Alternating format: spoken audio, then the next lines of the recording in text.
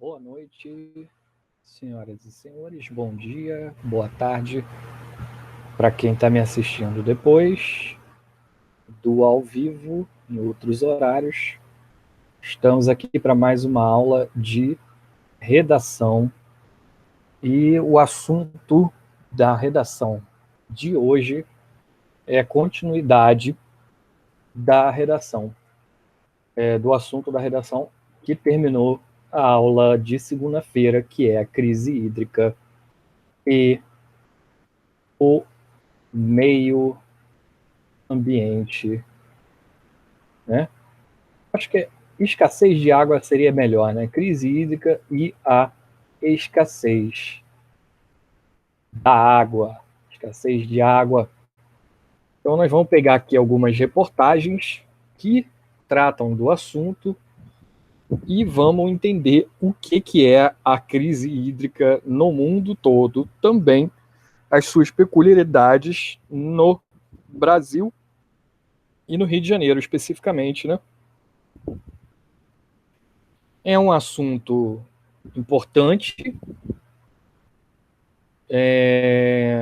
Coincidentemente ou não, nós temos aí um atravessamento de uma crise ambiental no país nesse exato momento, no Brasil, né, que é a crise das queimadas, tanto no Pantanal quanto no Amazonas, né, na Amazônia, no caso, a floresta Amazônia, o estado do Amazonas, né, que é ocupado por maior parte da floresta amazônica, ou floresta amazônica. Então, vamos pegar aqui esse site, toda a matéria, ele é relativamente bom, tem uma aqui sobre crise hídrica no Brasil, o Brasil Escola também é bom, mas não está abrindo às vezes, né? Então vamos pegar aqui esse daqui de 2018, algumas matérias são importantes, essa aqui, da CETESB, né, que é a Companhia Estadual de Tratamento de Esgoto de São Paulo, fala um pouco sobre como está a crise da água. Deixa eu ver se tem mais algum. ETES uma... também chamado de ETES, né? Não é ETES não, tá, gente? É ETES ou ETES. São estações de tratamento de efluentes ou esgotos, ok?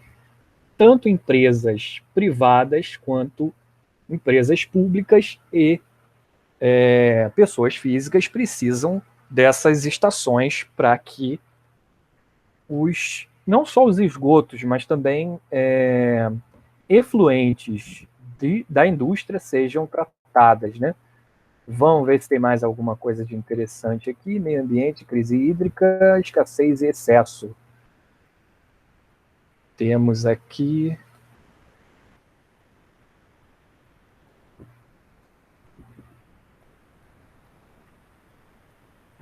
Jornal do Comércio. Não sei se esse aqui vai ser bom não, mas como está bem recente, vou abrir, dar uma olhada. Esse aqui eu não cheguei a ver não. Vamos ver um outro link aqui também que seja interessante. Mundo Educação é bom, né? Diferentes estratégias, mas você está abrindo porque o UOL tem dado problema, né, nos últimos tempos. Crise hídrica no Brasil.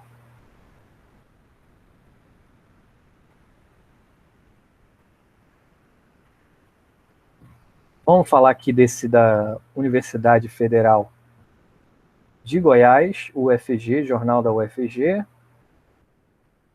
Acho que tá bom, né? Já tem link pra caramba. Ó, mais um aqui da Câmara, do Portal dos Deputados.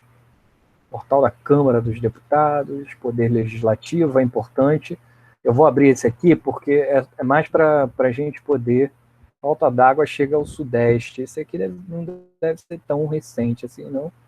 Porque aqui a gente já sofre com falta d'água há um bom tempo, especificamente na região da Baixada Fluminense. Infográficos, o século da escassez, já é Jornal Globo.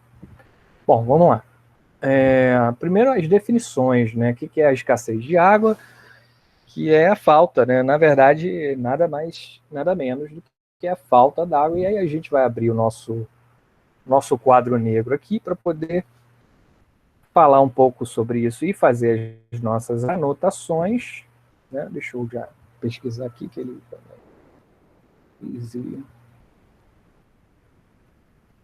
já mostra o arquivo. Crise hídrica. Não mostrou não, vou ter que entrar nos meus diretórios.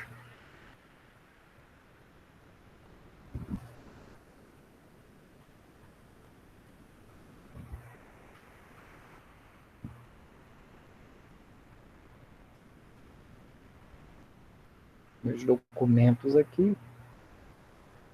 Já era para estar aberto, mas o sistema estava um pouco devagar.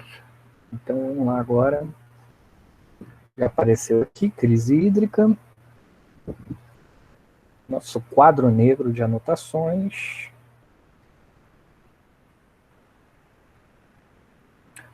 Eu havia parado na aula passada apenas no conceito de captação, né? O que é a captação da crise da água? O que seria uma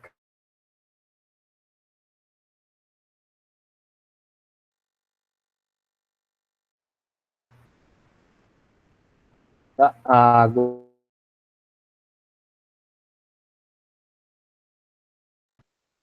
E opa, reconnect. Está dando uma falha de conexão aqui. Tá tudo ok. Parece que tá tudo ok. Vamos lá. No seu estado natural, em nascentes, rios, água doce, né, gente? Dessalinização é uma técnica muito recente, mas aqui nós estamos falando só de água doce, né? E é necessário essa diferenciação também. Vamos colocar aqui, né? Água doce. O que é a água doce? Tem que explicar, né, gente? Água dos mares, dos mares, dos rios e seus afluentes. E a água do mar, ela não é utilizada para consumo doméstico na maior parte do mundo, né? Vamos colocar aqui água salgada.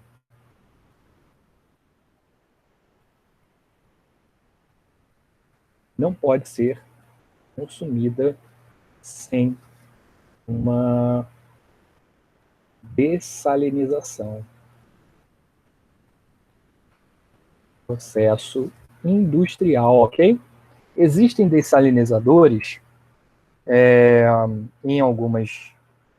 Vou colocar aqui rios, mas também é necessário a gente falar um pouco dos poços, né? E lençóis freáticos.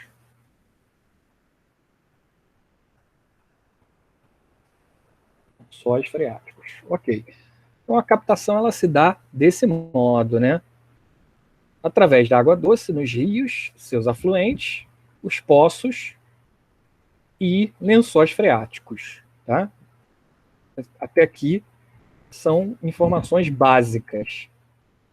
O que nós podemos pensar sobre a questão da dessalinização é que ela é um processo caro, tá?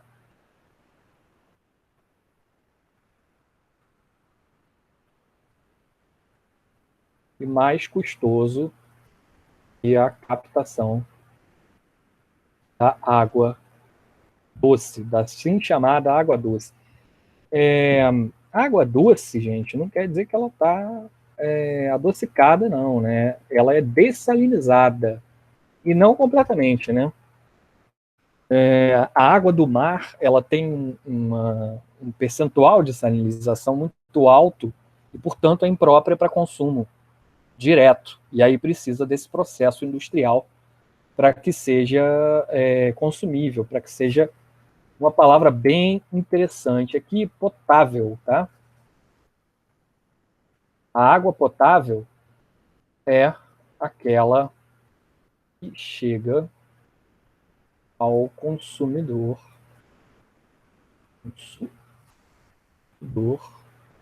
pronta para ser consumida no sentido mais alimentar, né? Que a gente pode ter. Então, consumida no sentido alimentar. Também não vai chegar num rio e estender suas mãos e beber qualquer água, ok? É isso, esses conceitos são básicos e a gente vai fazer agora uma leitura de outros conceitos e vamos anotando para que a gente possa compreender esse tema melhor e debatê-lo melhor, né? O que é a escassez de água?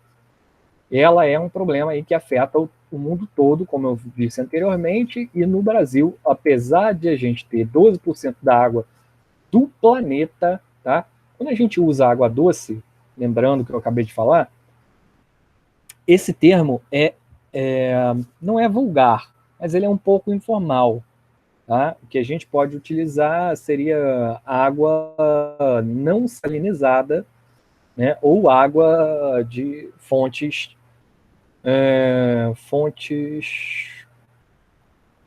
vamos dizer assim, fontes fluviais, ok? Fluviais, que quer dizer, eu vou até colocar essa palavra também, são muitas palavras, muitas expressões técnicas que podem ser utilizadas nas redações de vocês. Fontes fluviais são aquelas fontes de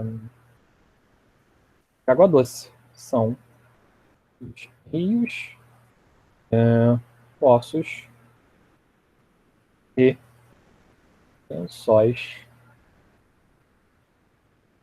freáticos. Ok? Aquela água que a gente não precisa dessalinizar. A origem da água doce é das fontes fluviais.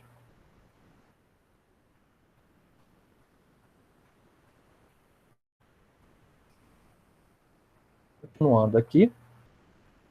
Então, a situação contraditória, né, que a gente tem uma água, um percentual de água doce de fontes fluviais muito grande, né? O Brasil não ocupa nem, eu acredito que não ocupe nem 5% do território do planeta, acho que é menos do que isso, deve ser por volta de 4% do território todo do planeta.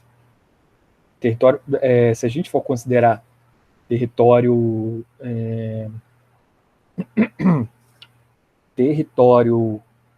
em terra, né? Se a gente não estiver considerando os mares, o Brasil deve ocupar aí um pouco mais do que isso, né? Talvez um pouco menos de 8%. Não sei ao certo, mas a gente pode ver isso depois. Então, a crise hídrica, ela é uma preocupação que nos atinge também, infelizmente, e por isso nós vamos falar dele, né? Por isso que é importante falar disso. Nos atinge tanto que no nosso dia a dia isso é um assunto, né? A SEDAI está sempre enviando mensagem para a gente, avisando, olha, vai faltar água em tais datas, e a gente já está acostumado, como se fosse uma coisa muito natural, né? Faltar a água. É claro que se a gente for pensar em sistemas que precisam de manutenção, todo o sistema industrial, né, todo o sistema de limpeza precisa de uma manutenção. Isso aí é fato, mas isso não é tão comum em cidades ou em estados de países ou províncias, né, de países um pouco mais desenvolvidas politicamente e economicamente, né, que não é a nossa. Então, mesmo que a gente tenha essa realidade, né, de ter um percentual de água doce muito grande, né, o nosso planeta ter 75%, né, dele, da superfície dele ser coberta por água, há uma escassez de água. E por que essa cobertura esse percentual de água tão grande e a gente passando necessidades aqui com falta d'água? Por que não tira a água do mar? Acabei de falar sobre a questão da dessalinização. É muito mais cara dessalinizar as águas marítimas, as águas salgadas, tá? Então, o que as pessoas precisam saber é justamente disso. 97% dessa água não pode ser consumida nem utilizada em limpezas, higiene pessoal, por exemplo, porque ela é salgada. Água salgada também é um termo informal, tá? Água doce que sobra, grande parte, está congelada. E outra parte substancial está no subsolo. Essa água do subsolo é a que a gente tem consumido. Ok? Então, é a água das fontes fluviais. Enquanto isso, a água que existe nos reservatórios e entra nas redes de distribuição para serem utilizadas pelas pessoas corresponde a menos de 1% da água do planeta. Isso mesmo, nós utilizamos as águas que vão para esse reservatório é apenas considerada 1%. A água que a gente consome, né? O ser humano consegue consumir. As civilizações humanas, né? E pouco sobra para consumo próprio, pois a produção agrícola exige uma grande quantidade de água. Aqui está sendo dito uma verdade muito inconveniente. Tá? Produções agrícolas, a produção agrícola exige uma grande quantidade de água para se desenvolver de forma satisfatória. Já começamos a encontrar as dificuldades aí desse tema, e aí você vai sair do seu senso comum, vai entrar agora num conhecimento escolar muito maior e mais elevado quando você começar a pensar que a água consumida por nós nas nossas residências, ela é muito menor em percentual de quantidade que a gente consome por dia, por mês, por semana, comparando com essa questão aqui. Tá? Qual questão? A produção agrícola. Tá? Então, anotem aí, aqui no nosso quadro negro, a produção agrícola ela é responsável por muito maior, por um percentual muito maior de utilização e consumo da água. Quase não sobra para a gente. Então, quando você ouvir, vai faltar água e não sei aonde, pode ter certeza que dificilmente vai faltar água para uma empresa e para uma indústria que fica próximo da sua residência. Por quê? Obviamente, uma empresa e uma indústria têm prioridade em relação a nós. Isso não sou eu que estou falando, não é uma coisa ruim também. A gente tem que começar a pensar que se a empresa parar de produzir, por exemplo, alimentos, laticínios, ou uma produção agrícola parar de produzir alimentos de verduras, legumes, né, e outras hortaliças, nós teremos falta de comida também. E aí a coisa começa a ficar bastante mais complicada do que apenas, entre aspas, faltar a água, né? E a gente passar alguns dias ali tendo que reduzir o tempo de banho, etc., né? Porque todo mundo tem caixa d'água em casa, pelo menos quem mora na Baixada, conheço muita gente que tem. Enfim, todas essas dificuldades de quem é morador da região periférica e metropolitana do Rio de Janeiro já conhece, né? Todas essas mazelas que a gente já passa, né? Por conta também da produção agrícola. O erro aqui, na verdade, já criando um argumento para você, o erro da organização social e da política de determinadas cidades está não em priorizar o empresariado e as produções agrícolas e pecuárias. Então, vamos chegar lá na produção pecuária também, pecuarista também, que também consome muito mais água do que a própria produção agrícola. Mas não chegamos ainda. Então, o erro não está aqui já acusando um argumento ou uma análise dissertativa que você vai poder abraçar para a tua redação. O erro maior está na organização e distribuição dessa água, né, na captação, no tratamento. Né? Nós vamos ver. Tudo isso nós vamos ver dentro desse assunto. Então, voltando aqui ao nosso texto, nós temos aqui, além disso, uma boa porcentagem dessa água também é requerida pelas indústrias, como eu falei, né? Não só a produção agrícola, como indústrias utilizam um percentual muito grande da água. Então, infelizmente, isso não é tudo. A água, ou seja, existe água que poderia ser utilizada, mas acaba sendo contaminada por resíduos industriais. A contaminação também é uma coisa muito preocupante, tá? Contaminação por resíduos industriais e resíduos de aterros sanitários e lixões.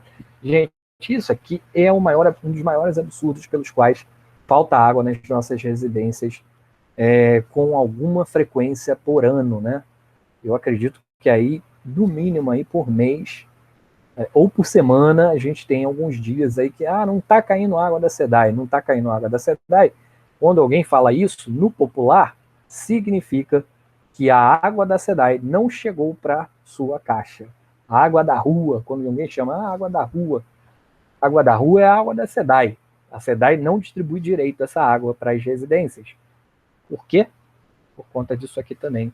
Mais um agravante. E ele nem falou da produção pecuária, hein? Aqui no texto nem está falando da produção pecuária.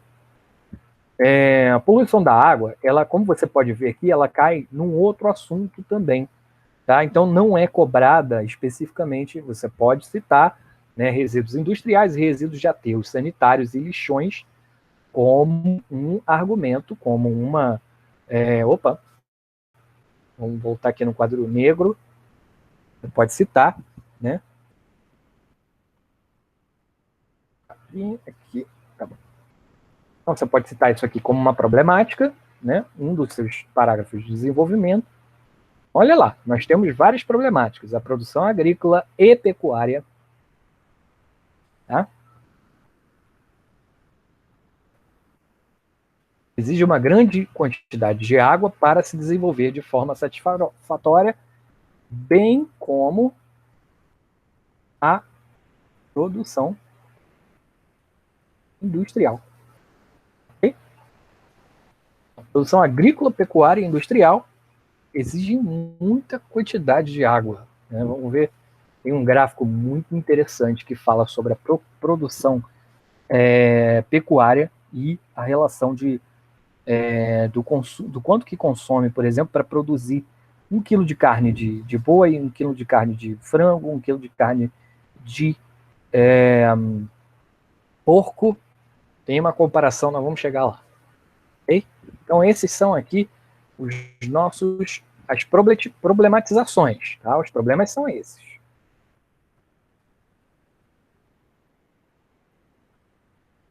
Vamos pensar aqui como que a gente vai resolver essas problematizações, né?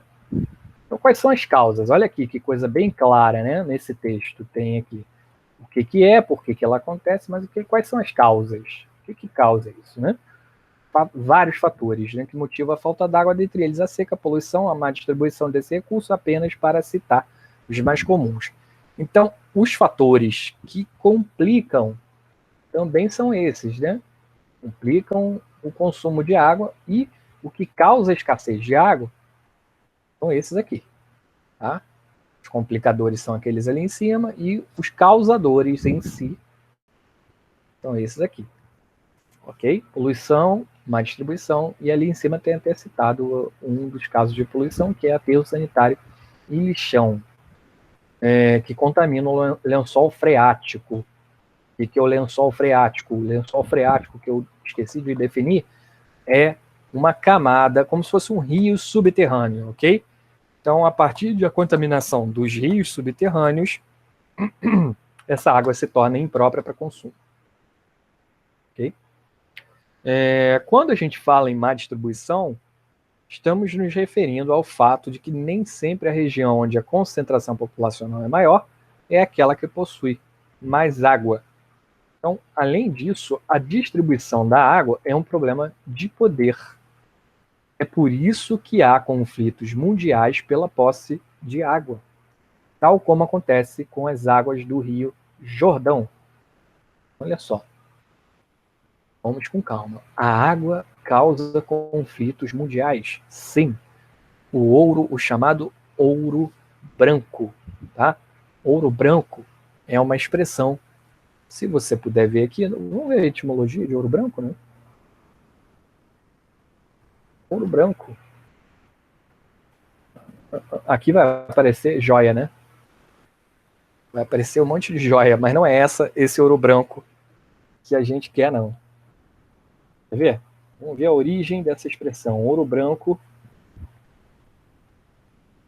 água.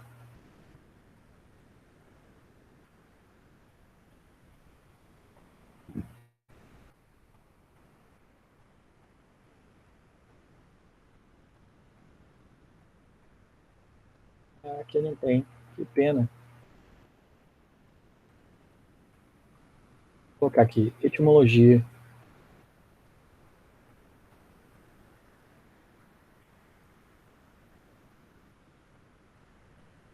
Por que a água é chamada de ouro branco, né? Aqui está falando o que é ouro branco, mas não tem nada a ver.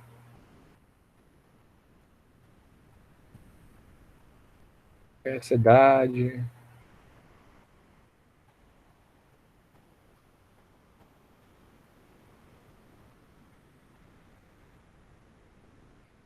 Acho que eu não vou encontrar, não. Infelizmente. Infelizmente não tem nenhuma referência, mas alguns autores definem a água como ouro branco, né? Por quê? Porque é um líquido valiosíssimo para qualquer sociedade, para o ser humano. Não tem como a gente sobreviver sem a água. A água é o maior e mais caro, no sentido de valioso, bem humano que a gente pode imaginar, porque sem água você não consegue produzir alimentos, não consegue produzir, criar gado, criar animais, né?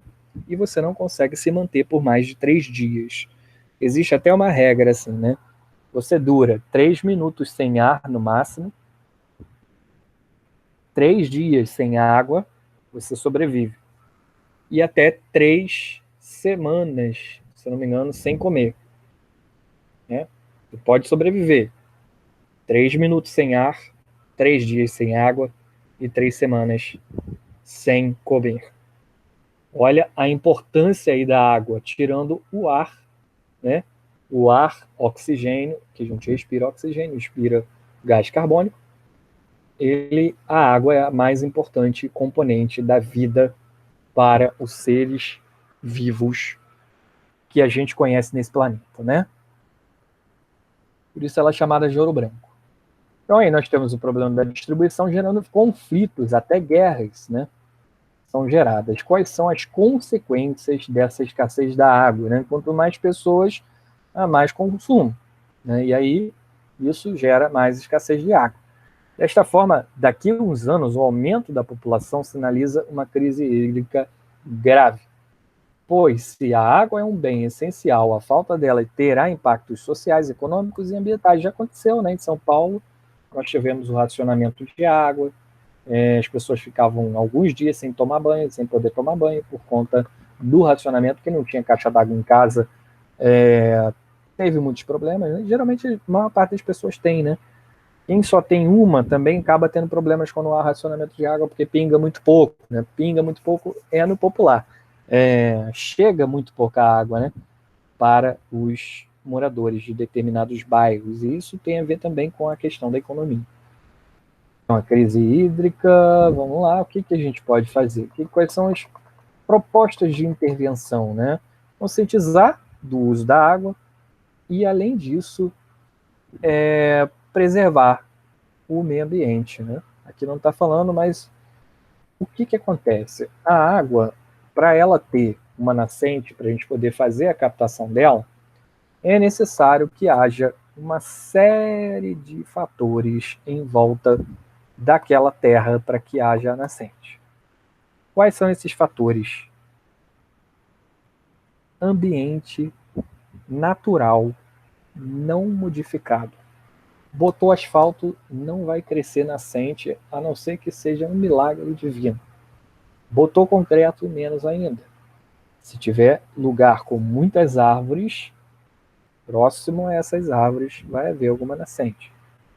Uma vez uma reportagem da Globo, o Jornal da Globo, aquele que dá às sextas-feiras, não sei se é o jornal, Globo Repórter, né, na verdade, estava falando sobre um camarada que era ambientalista e aí ele conseguiu, na sua proposta de reflorestamento, regiões florestais é onde tem as nascentes de ar, né?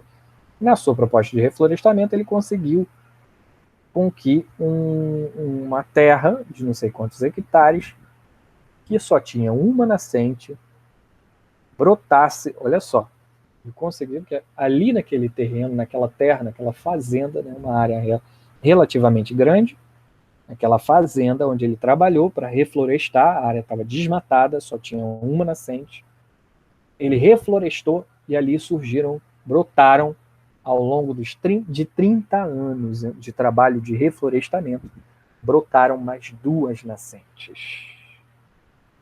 Sim, é possível reflorestar e encontrar água limpa se for feito da forma como os ambientalistas estudam, pesquisam e conseguem atingir esses objetivos.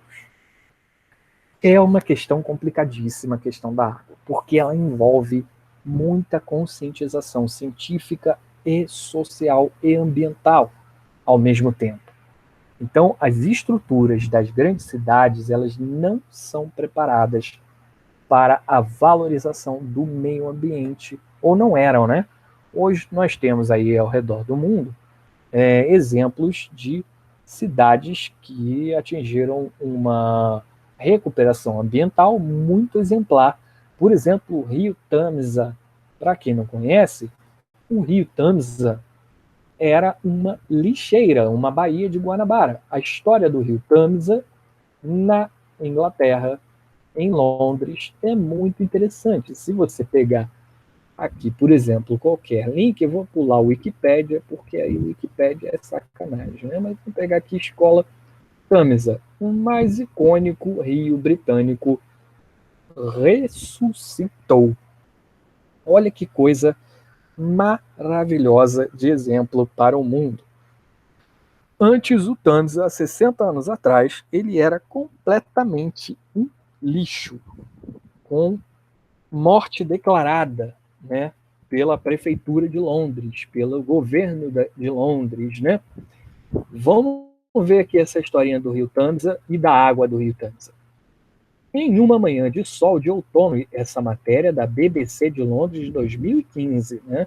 Em uma manhã de sol de outono, no centro financeiro de Londres, Rob Guzman está procurando por sua foca favorita, em meio à concentração de arranha-céus do bairro de Canary Wharf e ao que sobra das docas que um dia formaram um porto global está um ponto secreto para uma série de animais, o que inclui os mamíferos aquáticos. Olha só, já tem aquáticos bigodudos, já tem até foca nesse rio. Você imagina ver golfinhos na Baía de Guanabara, né? Golfinhos ali perto da linha vermelha. É muito difícil, não é, gente? É muito difícil. É muito poluída a Baía de Guanabara, né? Então, o Guzman, que trabalha no mercado de peixe de Billingsgate, logo ao lado, né, dá um chute numa placa de metal, produzindo um barulhão. Normalmente, ela vem quando faço isso. Explica. Acho que ela sente as vibrações na água. É enorme. Alguns colegas já a batizaram de Alfred. Eu a chamo de foca. Mais de 2.000 animais foram vistos no Rio Tamisa na última década, segundo um censo da Zoological Society of London. Então, o falecimento do Tamisa, ele se deu por conta de uma poluição, né, por plástico. Hoje é um rio completamente diferente do ambiente poluído de outrora, quando nem mesmo peixes mais resistentes conseguiam sobreviver. A gente vê, né, mortandade de peixes na Baía de Guanabara. É uma coisa absurda, uma coisa surreal, né? Em 57, o Museu de História Natural de Londres declarou que o rio estava biologicamente morto, não tinha vida, só água suja, só lama e tragédia, né? Coisa que nós temos feito com muita maestria por aqui no Brasil, né? Nos últimos anos aí, não só a Baía de Guanabara, os rios aí lameados, né? Como por exemplo Brumadinho, os rios de Brumadinho, Mariana, um problema gravíssimo esse da questão da água estar contaminada e suja, né? Então o bombeiro, é claro que essas águas, né, essas águas de centro, elas não são utilizadas para consumo, mas é um termômetro de como nós tratamos nossos rios, né? Aí o bombardeio da aviação alemã na Segunda Guerra Mundial destruiu parte do sistema de esgotos do século XIX, que anteriormente prevenia que o Tâmisa ficasse muito poluído. E durante alguns anos após o fim do conflito, faltavam recursos e até um pouco de vontade para reconstruir. Foi apenas a partir da segunda metade da década de 60, com a melhora do saneamento básico da capital, que o Rio voltou a respirar, mas outros fatores também contribuíram. Nos anos 70 e 80, como parte de uma maior conscientização ambiental, mas legislação mais rigorosa controlou o uso de pesticidas e fertilizantes na agricultura, substâncias poluentes que a água das chuvas levava até o Tâmisa. Olha só, isso aí são termômetros de como a gente pode imaginar uma sociedade civilizada de verdade. Eu não estou aqui fazendo uma apologia aos londrinos ou aos ingleses, dizendo que eles são o máximo da sociedade, ou da civilização contemporânea, ou da civilização ocidental. Nada disso. É uma cidade, é um exemplo. Existem muitas outras cidades pelo mundo que também seguiram esse exemplo, assim como existem outras cidades pelo mundo, como, por exemplo, uma cidade lá na Índia, que é Nova Delhi, que as pessoas se banham num rio tipo esse que a gente tem, são os afluentes da Baía de Guanabara, e as pessoas fazem isso por uma demonstração de fé e acabam contaminadas com doenças muito estranhas e de pele, tudo que você pode imaginar de ruim acontece com essas pessoas, mesmo assim elas continuam se banhando lá nesses rios poluídos de Nova Delhi, porque parece que tem um deles que era um rio sagrado, só que ele está muito poluído, bem parecido com o que a gente passa por aqui no Brasil e no Rio de Janeiro, com os rios afluentes da Baía de Guanabara. Mas enfim, voltando aqui ao nosso assunto central, não vamos fugir do foco, nós tivemos a crise hídrica aí de São Paulo, da região da Cantareira, né? A cidade de São Paulo teve uma baixa muito grande do reservatório da Cantareira e isso fez com que em 2015 São Paulo tivesse que racionar o uso da água. Tanto é que houve até piadas de que São Paulo ia receber o programa do governo federal chamado Meu Banho Minha Vida. É lógico que isso foi uma piada, né? Que não era a verdade, era apenas uma provocação ao governante paulista na época, né? Então, nós temos aí, né, que a má distribuição de água, aí a cidade de São Paulo, como eu falei, a bacia do Rio Amazonas, por sua vez, é a região que concentra mais água do Brasil. No entanto, transportar água dessa região para outras seria um processo bastante caro. Além disso, a retirada da água desses locais poderia trazer um problema ambiental sério. Não é só retirar água, né? A gente tem que manter as florestas, porque são as florestas. O processo é um processo geográfico, né, gente? Eu não estou aqui para explicar em detalhes, mas nós podemos ver, por exemplo, um gráfico, né? Renovação das bacias de água. Vamos colocar aqui, ver se tem alguma coisa. Renovação. Não está indo, não. Vamos lá. Renovação das bacias hidrográficas do Brasil. Como que se dá essas renovações? Como que elas acontecem? Se tem floresta, as árvores vão fazer a captação das águas das chuvas. Se não tem floresta, terror. Vai ter cada vez menos água. Pode ter certeza. Bacias hidrográficas de São Paulo iniciam, né? Vamos ver lá. Vou tentar ver um gráfico aqui, né? Basicamente, gente, a captação das águas das chuvas é o que renova a água limpa, a água potável, a água que alguns chamam de bebível. Nunca utilize essa palavra, tá? Bebível, por favor, não utilize bebível. A renovação dos comitês de bacias hidrográficas. Aqui não tem. Ah, aqui eu acho que tem. Ó. Vamos lá. Sistema Cantareira. Ah, não, aqui está explicando Sistema Cantareira. Vou tentar ver para a próxima, talvez. Acho que essa não vai rolar, não vai aparecer, não. Tem aqui aspectos.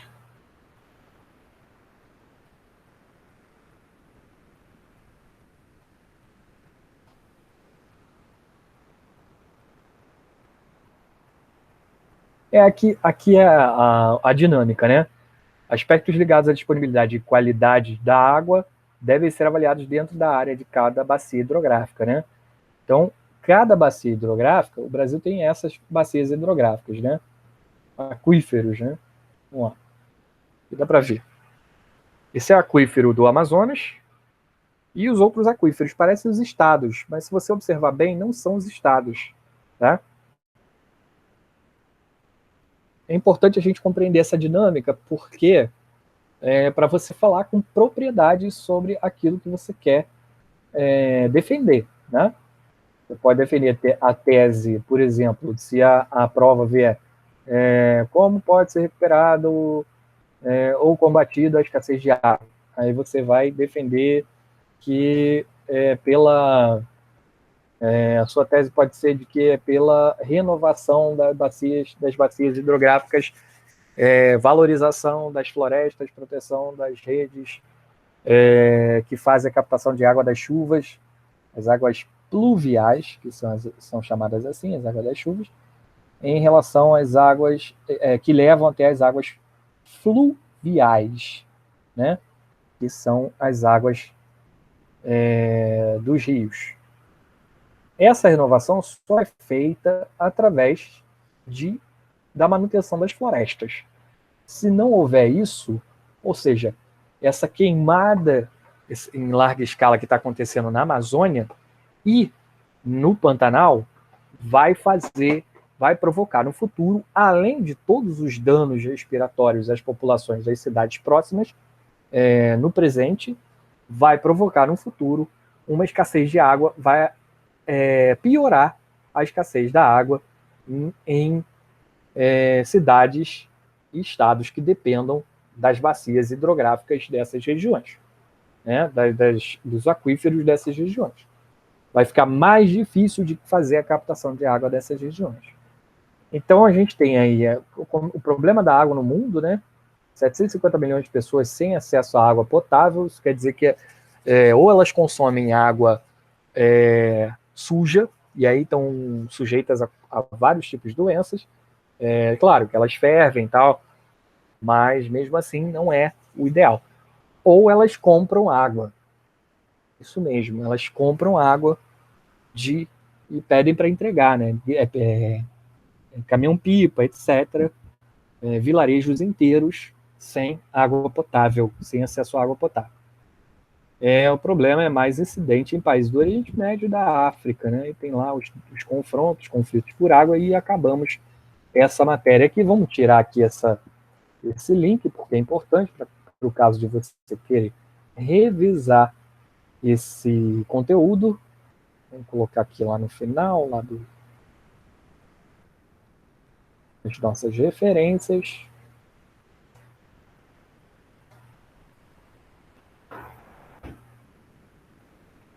E vamos passar para a crise hídrica no Brasil, né? O que aconteceu em 2014, né? Problema grave em 2014, principalmente na região sudeste. Nós estamos muito acostumados a ouvir falar disso, né? Mas, de repente, a gente não tem a noção de como isso acontece e de qual processo que está sendo feito para combater essa crise, né? Para diminuir os danos dessa crise hídrica que assola o Brasil já há alguns anos, mas principalmente a região sudeste, né? É considerada a pior, né? A crise hídrica do Brasil é a pior que a gente já teve. Ou seja, nos últimos anos, cada crise pior, uma pior do que a outra. Econômica, financeira, política, moral, ética, religiosa. Muitas crises nós atravessamos. Somos sobreviventes, né? Então, a falta de água, que atingiu diversas regiões brasileiras em 2014 por conta de secas, né? Ele vai falar aqui dos recursos hídricos, isso é uma palavra importante para você utilizar na sua redação. Recursos hídricos, tá? O que é um recurso hídrico? Possibilidade de você ter acesso à água potável. São recursos hídricos. Quais são os recursos hídricos? Os tipos. Já citamos aqui no nosso quadro. Recursos hídricos são lagos, lagoas, rios, aquíferos, ok? Recursos hídricos, deixa eu ver, palavras-chave. Água doce, captação.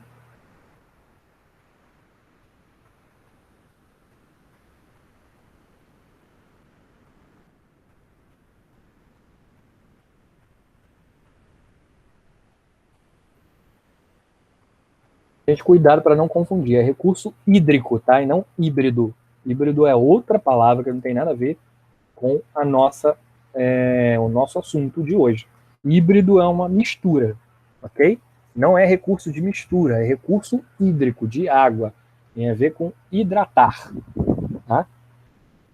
Algumas pessoas confundem, por isso é importante relembrar.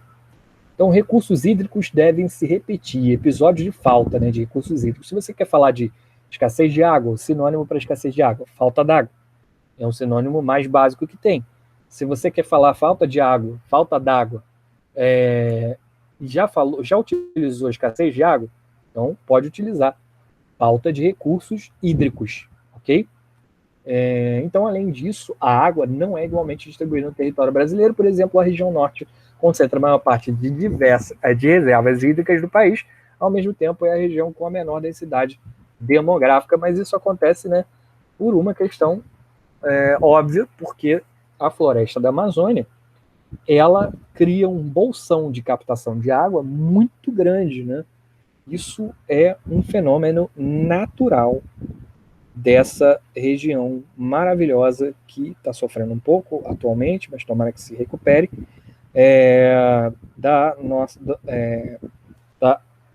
do norte do país, né? Então, o Sudeste e o Nordeste são os que mais sofrem com a falta de água. Nós tivemos sucessivos problemas de falta de água no Nordeste já há muitas décadas, né? Nas últimas 2 décadas, isso tem se revertido porque houve um investimento pesado dos governos no combate às secas, né? Principalmente no interior do Nordeste, interior da Bahia, né? Porque existe uma espécie de cordilheira lá no Nordeste que impede que as águas das chuvas, que as nuvens carregadas de chuva cheguem até o interior do Nordeste.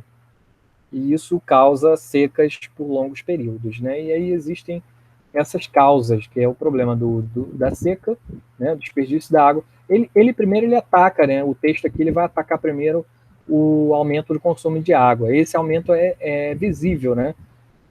Pessoas lavando a calçada, né, uma coisa absurda, lavando o carro todo dia. Gente, não há necessidade de lavar o carro todo dia.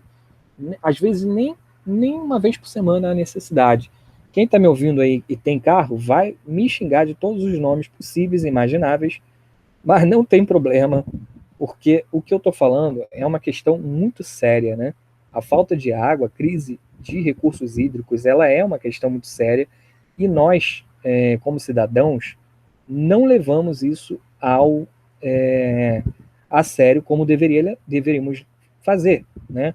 Nós não levamos isso para a nossa vida quantas pessoas você vê lavando calçada final de semana ou até durante a semana, que é um absurdo alguém lavar a calçada.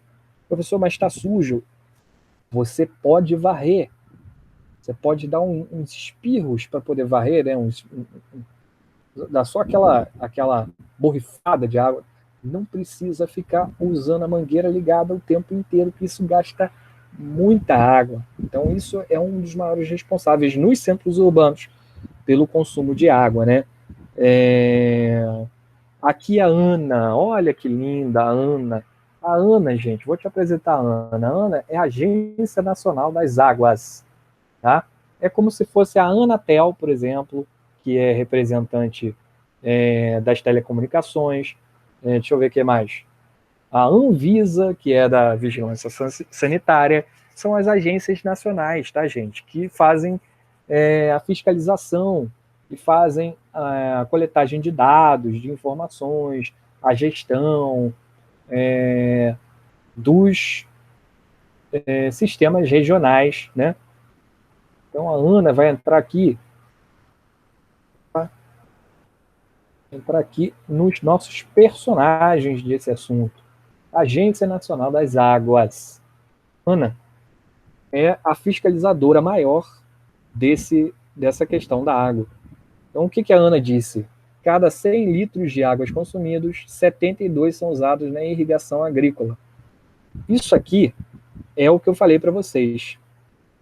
Olha só, cada 100 litros que nós utilizamos, 72 litros são utilizados na irrigação agrícola. Tem como irrigar terra para plantio sem utilizar tanto? Não sei. Sinceramente, não sei. Mas acho que é possível através de técnicas e tecnologias contemporâneas mais apuradas. E aí a gente precisa conhecer essa questão. Mas isso é um aumento de consumo, é natural, né? Eu estava falando mais do desperdício, acabei misturando aqui os dois assuntos. Aí sim, agora que vem o desperdício, né? Então nós temos aí a irrigação, o desperdício, ele ocorre no cotidiano das pessoas, como por exemplo, ao deixar torneiras abertas por muito tempo, banhos prolongados e vazamentos. Eu acho que banhos prolongados depende, né? O que é um banho prolongado? 15 minutos no banho é muito prolongado. Né? 15 minutos com o chuveiro ligado é muito prolongado. 5 minutos é aceitável. 10 minutos é razoável. Né? Tem gente que fica muito mais tempo, né? 15, 20, 30 minutos num banho. Gente, não tem condição. Consciência social e consciência ambiental aí para mudar esse hábito. Ok? Mas o que pesa mais acaba sendo mesmo a questão da pecuária, que esse texto também não está falando, né? Diminuição do nível de chuvas. Por que acontece essa diminuição do nível de chuvas? Está aqui, ó. Não sou eu que estou falando. Não sou eu que estou falando. O desmatamento na floresta amazônica é também diretamente relacionado à falta de chuva no país. Desmatou? Vai chover menos.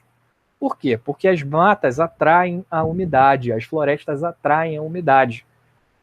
Você aí que cortou ou que está vendo o seu vizinho cortar árvores, pode ter certeza que ele vai sofrer com o calor e vai gastar mais com ar-condicionado.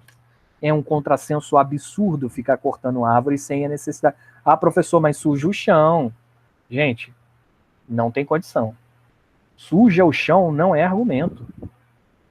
Para que se fez vassoura? Para que se fez pá? Né? Gente, não tem condição. Você não pode argumentar que vai cortar uma árvore porque a árvore suja o chão. Ela traz um conforto para a sociedade, ela traz um conforto para você, ela te protege.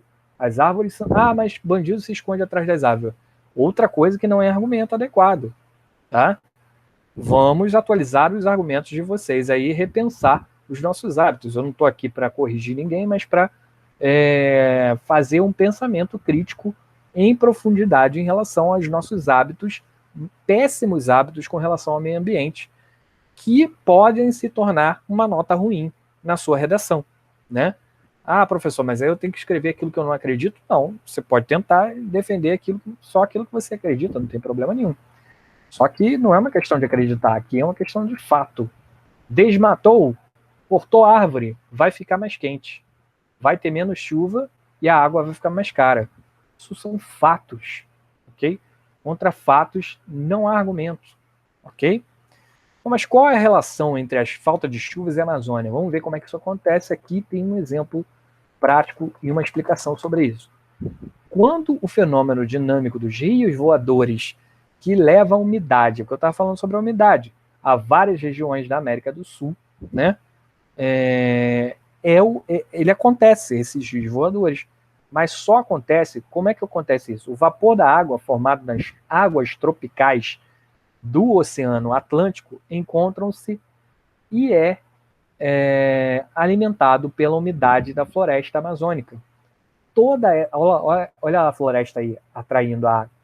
Toda essa umidade atravessa a Amazônia até encontrar o paredão da Cordilheira dos Andes. Ali, uma parte da umidade transforma-se em chuva e alimenta nascentes de grandes rios, como o rio Amazonas. A outra parte ela é direcionada para as regiões centro-oeste, sudeste e sul do país. Esses são fenômenos, gente, que levou muitos anos para serem descobertos por climatólogos, geólogos. É ciência, galera, é ciência. E a gente precisa valorizar o conhecimento científico. É absurdo, em pleno 2020, eu ter que falar sobre isso, sobre valorizar conhecimento científico e não o negacionismo, por exemplo, de um político desses que vive falando que tá tudo bem fazer queimadas, que tem que queimar mesmo para poder plantar. Não está tudo bem, não. Não está tudo bem. A gente precisa entender e perceber que a ciência diz sobre essas queimadas exageradas, sobre o desmatamento da floresta amazônica, tá? E os cientistas constatam que isso é terrivelmente ruim para a sociedade brasileira. Né? Por isso, e não só para a sociedade brasileira, isso afeta o clima no mundo todo. Porque ao desmatar, você está criando espelhos que absorvem, no caso não seriam espelhos, né? A floresta sim são espelhos que absorvem a luz e devolvem a luz, né? No sentido de não permitir que ela aumente a temperatura do planeta, nesse sentido de devolver, né? Não é que reflete totalmente, mas as árvores e a vegetação e as florestas impedem que o solo fique descamado e assim esquente por mais tempo na exposição ao sol. Então, perdendo essa proteção é a mesma coisa que você não ter como passar um protetor solar, né?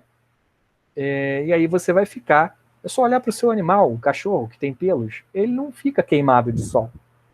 Ele vai para o sol e não fica queimado de sol. Por quê? Porque ele tem pelos. O planeta é a mesma coisa. Então, quanto mais desmatar, mais mudança climática vai ter, porque mais quente vai ficar o solo, mais tempo vai demorar para ele resfriar, e aí isso vai gerar um aumento de temperatura no mundo. Olha, é muito problema essa questão dos desmatamentos. E nós já temos muitas áreas desmatadas, não é necessário desmatar mais. Só que esse governo, lamentavelmente, eu preciso falar, não tenho como não deixar de falar isso, porque são questões científicas, eu não estou aqui fazendo apologia política a nenhum partido, não estou fazendo nada de ideologia política, estou falando uma coisa muito óbvia, que é a questão do desmatamento prejudicar até nesse assunto da captação e retenção de águas limpas, água doce. Né? Bom, a aula de hoje está terminando, e essa foi a segunda aula sobre a crise hídrica e a escassez da água. Nós temos ainda muito por falar desse assunto. E eu vou dar uma revisada aí na próxima aula, para que vocês possam se situar, né? Para quem não assistiu, para quem não conseguiu rever, beleza? Eu desejo a todos uma boa noite, um bom dia, um bom final de semana, uma boa tarde, uma boa semana. E eu sou o professor Pablo, estarei com vocês na segunda-feira, dia 18, 19, 20, 21 de setembro, continuando esse assunto da crise hídrica e a escassez de água no Brasil. Ok? Um abraço, tchau, tchau, até a próxima.